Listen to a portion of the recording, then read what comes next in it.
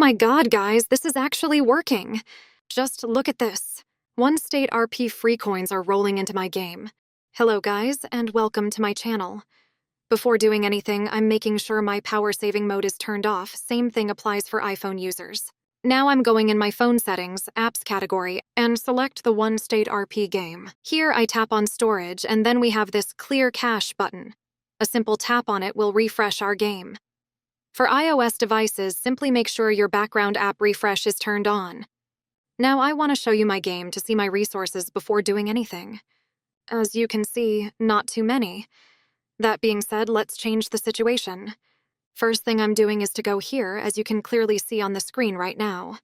I'm searching for the game name to find it easier. I see there are many users online, meaning it's still active. I select Android in my case, and the max value of resources, of course. If this is your first time here, they might ask you for an additional step, but don't worry. In case it happens, they provide everything is needed for a smooth process.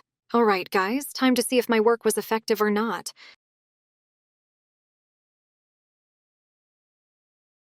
Oh my god, guys, this is actually working. Just look at this. One state RP free coins are rolling into my game. I'm putting my fingers above it so you can see this is for real. I'm so happy it worked.